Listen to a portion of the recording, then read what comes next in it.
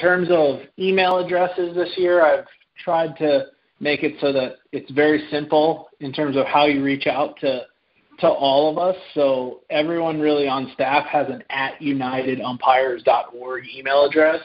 So you've got Alex, Rob, Josh, Brian, Derek, Todd. So you may not know every single one of those people, but that's the majority of my staff from, all over the country. And those are just an easy way to remember. So it's always going to be the first name @unitedumpires.org. Just wanted to give a little bit of a summary from last year. In our first year, I think we accomplished some really great things, just in terms of everything that goes into running a baseball facility in a positive manner and making sure that the umpiring end of it, which is obviously our responsibility, is handled certainly as well as it possibly can be. And there's a ton of people to thank for that, from the PBR people all the way down through, our administrative staff but down to you guys. And there's no chance that we would have any success if it wasn't for a dedicated bunch of umpires who showed up every day through COVID, through waiting until we were ready to start, through everything. The heat you guys deal with, the humidity, and I just want to say from kind of the bottom of my heart, I really appreciate it, because, again, there's no success without umpires wanting to be able to work and be a part of this. From a United standpoint, in terms of registration and dues, there's no change to the way we're going to handle that. If you're assigned games and you pay your dues before your first assigned game, it's a $75 one-time all-year dues payment, good for everything that we do. And if you don't pay it ahead of time and we wind up taking it out of your check, it's $100. So, you'll see an email here coming up very quickly from me after we get through these calls with some information on how to pay that if you guys are interested in paying in advance. As many of you know, we have changed to Arbiter for 2021. Every scheduling program out there has its good, has its bad, and over a long period of time, I've probably seen the good and bad of a lot of them. So we're switching to Arbiter, probably mostly because of me and running payroll and some of the reports that I'm used to. It looks like from going through all of the registrations that I've gone through, probably 90% of you had an email address that was in Arbiter in some way, because you had used Arbiter before. So I'm hoping that transition is rather smooth. The one thing I will point out that's different than Ref Schedule is in Arbiter, if you don't close dates, they're all open. Obviously, in Referee Schedule, it's the opposite. So we will need some diligence, and I know Rob and Todd will hit on some of that stuff with block dates, but I certainly will point that out up front. From the perspective of registration, we have a single Google form out there right now, which will serve for our 2021 registration. I know last year with everything going on, I hit you guys with 5-6 Google forms for direct deposit, for registration, for this place, that place. So I was able this year with a little bit more time, probably a little bit more of a feel, to put together one Google form that has everything we need on it, from email addresses and home information to direct deposits and all that good stuff. So that one Google sheet is out there, and certainly no matter whether you umpired in 2020 with us or not, for 2021 we'll need you to fill that out. So I know I do see a couple names on here who have not filled it out yet for this year. As of about an hour ago, if you registered and you filled out that Google form, you have an Arbiter invite from us. So that's kind of the key to how you know if your registration went through. If you don't have an Arbiter invite at this point, you probably didn't have a registration go through. So please make sure that you're taking care of that. Our payment process will really remain the same as it was in 2020. I do everything that I can to process a payroll on Monday following the weekend. I do try to update you guys if that falls behind by a day or so because I'm traveling or because something's going on. But I try to be honest with that piece of it and try to get you guys paid on Monday. We'll have a couple different payment methods. They're really the same as last year. I bank with Bank of America. If you bank with Bank of America, that's a very easy transfer for us to handle. I will also use another bank called Blue Vine this year. So if you see direct deposits from there, that's also us. We'll take PayPal accounts again and certainly do transfers that way. And then the last option is a paper check. Just please keep in mind if you do choose that option that no matter what I do through online banking, those take 7 days to get there. So if I pay on a Monday, you're not going to have that check at the earliest till the next Monday. And it's not me writing a check and putting it in the mail. It's me using Bank of America, and for whatever bulk mail they use, it's 7 days. So if that's something that you want to try to avoid, get on PayPal, give us your bank account, and we can make sure that we don't have that problem. United hats. So last year, everyone received a hat with a registration. You will not receive a hat with your registration this year. So go in your closet, look at your United hat. If it looks good and you're ready to go, okay, you don't have to get one. If you're in a position where your hat's, looks like it's been worn for 210 games or something, let's get on Stripes and Strikes and get hats. Those guys will have 4, 6, and 8-stitch hats available. I know we gave you all a 6-stitch last year, and some different umpires had issues getting their mask off with a 6-stitch, and we kind of allowed you to maybe use a different hat if you're having trouble, but would like to get everybody in United hats, whether they be 4, 6, or 8-stitch hats this year. Last thing that I will cover is the same way we did last year in the registration form. You'll be asked to consent to a background check. That is something we perform, just so you guys kind of understand how that works. We use People Trail to perform those, which is the same company that the NCAA uses. I submit names and social security numbers, and then I get a hit back from them with either a green light or a yellow light. A green light, obviously, we're good, and a yellow light, they'll then kind of outline for me what caused that yellow light. In a lot of instances, I will clear them myself. It tripped the report, but it's not a concern for what I'm doing.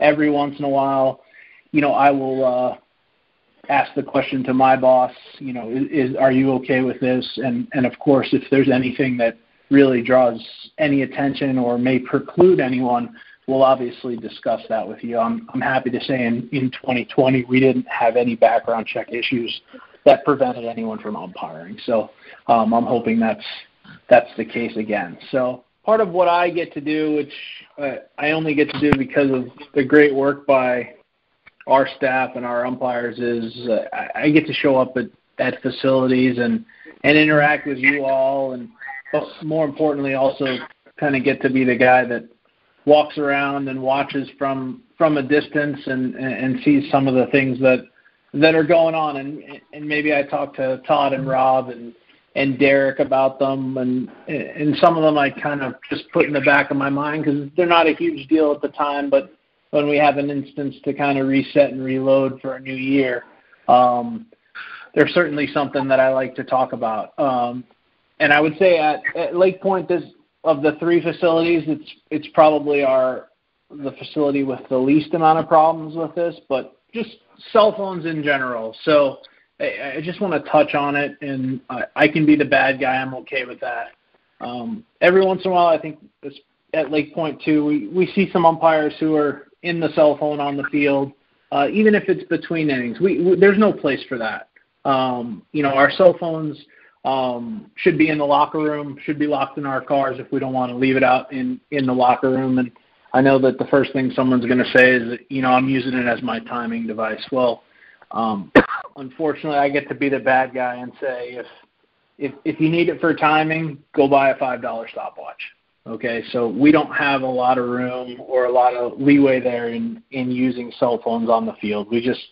There's no need for it, and it's something that I would really like to clean up here in the next year. And I certainly understand we have umpires that have things going on at home and emergencies, and we had an instance in Indianapolis where someone's wife was pregnant and we didn't know when she was going to go into labor. And certainly if things like that come up, communicate with us.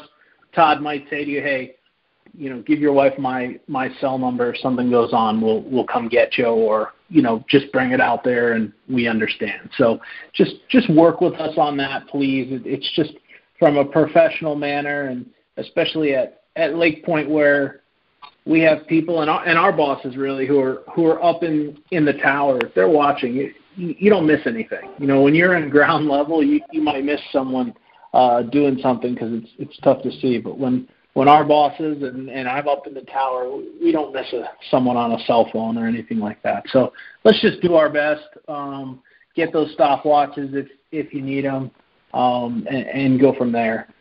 Robin, Todd talked about on-time umpires. I can't emphasize that enough, especially when we're talking about off-sites and things like that. I know the worst feeling is worrying about whether someone's going to show up. So don't make Todd or Rob or me have that feeling looking around for you when you're supposed to be there. Just continue to work on that. Again, not a huge problem at Lake Point, but I always like to mention it. Rain delays, I know that, you guys at Lake Point, you're going to have some significant rain delays that are just going to pop up. That is what it is, and I really appreciate you bearing with us through that. And even in my time there, when we did have some rain delays, I would see someone say, hey, Todd, Alex, I'm just going to run up to the gas station. We're probably going to be 5-10 minutes. And that's a good way to think about it. If you're going to pop up to Chick-fil-A or to wherever during a rain delay and it looks like it's going to be, well, that's fine. But again, communication, just let us know so that, I don't know, if the skies open up in terms of sun and all of a sudden we're ready to go again, we kind of have an idea where you went and when you'll be back. And I think that's really important. Last thing I really have on this kind of improvement stuff is just fans in general. We have a situation at Lake Point, obviously, on really all 8 fields where they kind of surround us. There's stands, obviously, from dugout to dugout, and even on some of the fields, the picnic bench where they sit kind of beyond the dugout. So there's fans everywhere. Just be aware that they can hear everything that you say. So, in terms of what you say, how you carry yourself, be professional, understand that, even if you're muttering something to yourself that you don't think people are hearing, they might be hearing. So just be cognizant of that. And also, one of the things that drives me a little crazy is the idea of taking a water break, like, next to the fans behind home plate. Like, if you have a water cooler back there, I totally understand that. If you have something up the side as a base umpire, but get into a habit of getting your water, doing what you need to do, and getting back to where you need to between innings. Don't make it a huddle. Don't make it 2 umpires near a screen, near a cooler, near a fan. Just keep all those things in the back of your mind. Kind of shifting to a couple other things. I wanted to let everybody know that 1099s were sent out via email probably about 2 or 3 weeks ago, and my software indicates to me whether someone has opened that 1099 or not. I have quite a few, like well over 100 umpires that have not opened their 1099 yet. So those were emailed out. Number one, I would say if you think you were over 600 getting a 1099 and haven't seen it in your email yet, check your spam for me. A couple people reported that went to spam.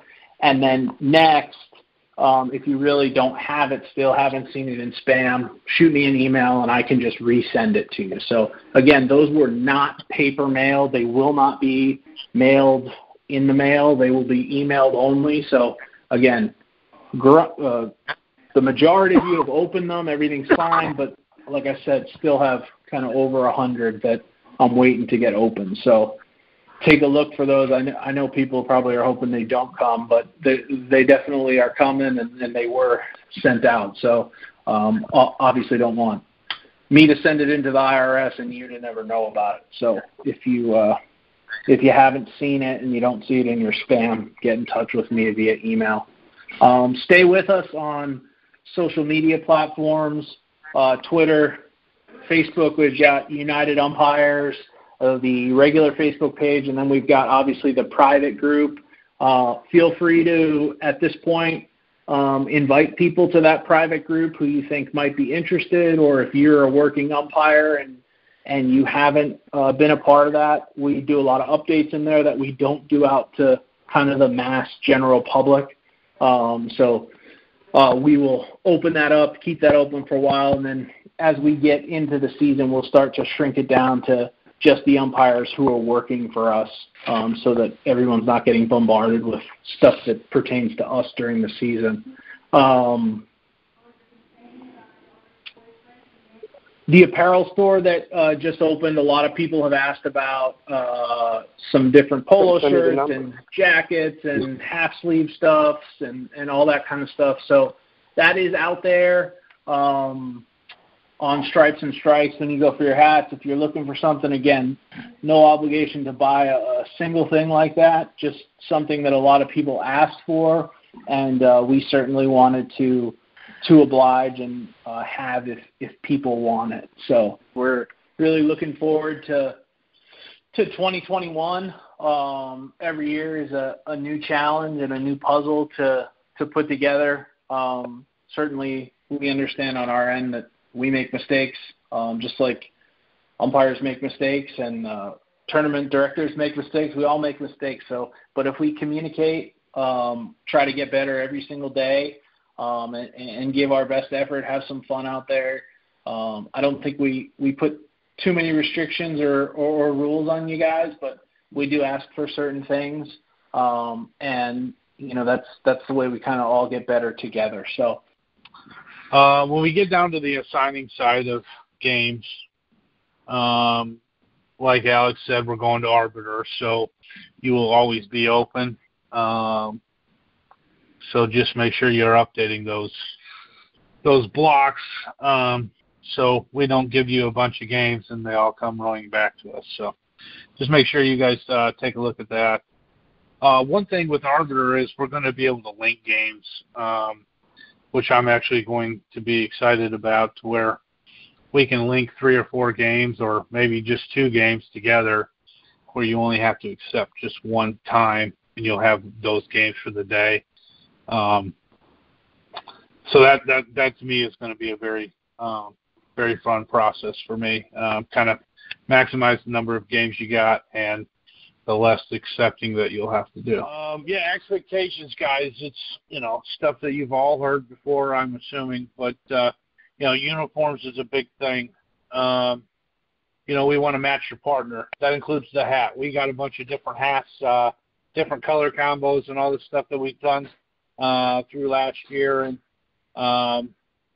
we want your hats to match with what your partner's wearing. Like Alex said, 4, 6, 8-stitch hats. They're all available at Stripes and Strikes. And they have a lot of other stuff on there that you guys can kind of look at and get. And as long as you match your partner, we should be good with a lot of those things. Clean your shoes, press your pants, be professional. I mean, those are things that we everybody talks about. But we need to we talk about them, but we need to walk the walk too. We need those things to be there. We showed up at Grant Park this year, and there was a few guys that had some, I call them purple people eaters, which are some nice purple pants that have been in the sun way too long. I gave a couple guys a few pairs of pants and some shoes that they needed, that type of thing. But, we really need to be professional, and that includes what we're wearing. And not only that, but, how we are on the field. Just be professional,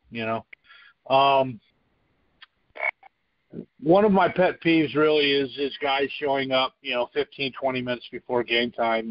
Guys, we need to be at the field 45 minutes to an hour before.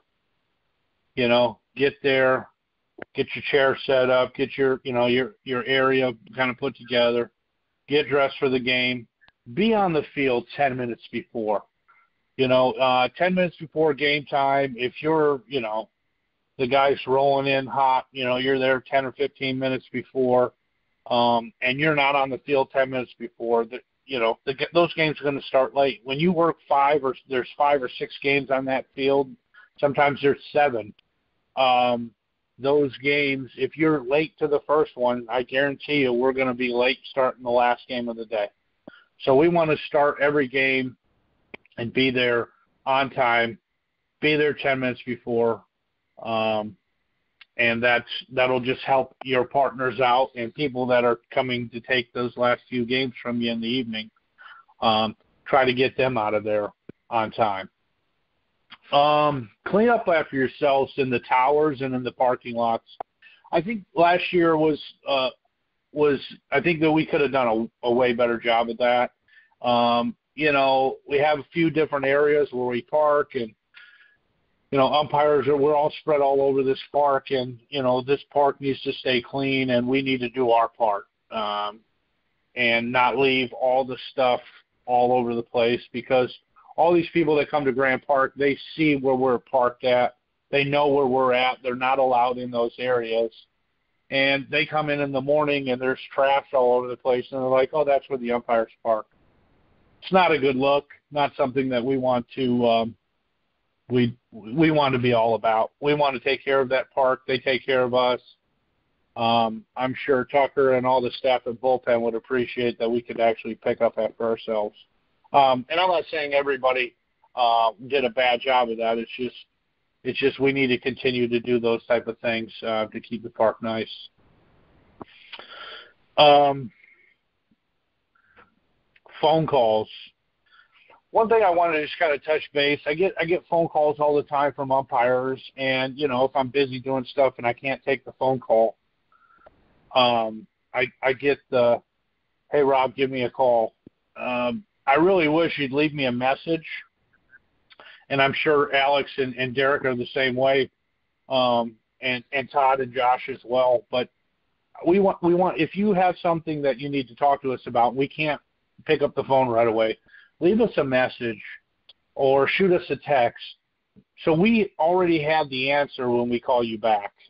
We have a lot of things we need to do, and it's very easy to leave a message. That way I can get back with you and give you an answer of what you need, and I can get off and then give myself time for somebody else that's calling me or shooting me texts and stuff like that. So that's the thing that we need to do. And if we call you, it's extremely important. I mean, that we need you to pick up the phone. If we're reaching out by phone, then we need you to pick up the phone, because we really need to talk to you. We got something going on, especially when the tournament's going. So pick up the phone. And I'm sure there's a few things that I left out. Maybe Alex will go over those at the end. But guys, that's really all I have for me tonight. But I just want to kind of reiterate this: is we've done a lot of really nice things in year one, but we can be better in year 2, and we can be better in year 3. I'm not one of those guys that want to just say, hey, we're good and we're good here. I always want to improve, and I think this group of guys that we have we'll do that, and we'll do a good job for United and for bullpen and PBRT. Really just wanted to touch on a couple of things as far as just the culture of what we want to accomplish with United as a whole, but things that I felt like we did a really good job at in Atlanta last year. Just that we all have one common goal of our common goal needs to be that we're working in an environment of learning and trying to get better. We've all got a job to do, but, just like Brian talked about being a good partner, we all want to help each other get better. Brian's probably going to talk more about that in the coming few days as far as the mantra stuff, and so I won't beat that. Work with our PBR staff. Kyle touched on it. We're all pulling on the same rope. If we've got an issue on the field or around the field with fans or whatever, if the PBR staff is on site and is dealing with it, let them deal with it. Just get away from it and let them deal with it. Contact information, if the first and best option is if you can email us. If you need to call, it's short timing. Give us a call. If we don't answer, please leave a message. And that doesn't mean, hey, this is Rob, give me a call back. I need a detailed message of, hey, this is Rob. The 2 games I have at 10 and 12:30 on Tuesday, I can't cover. Please get back in touch with me as soon as possible. So hopefully at the point that we get back in touch with you, we're already have taken care of that. So, and then really the only other thing is in that contact situation, give me a call or email first. Give me an hour or so to get back to you if you don't hear from me. Then shoot Rob an email or a phone call if you got schedule issues or anything like that. If you got a payroll issue, just go straight to Alex, and Alex deals with all of that. So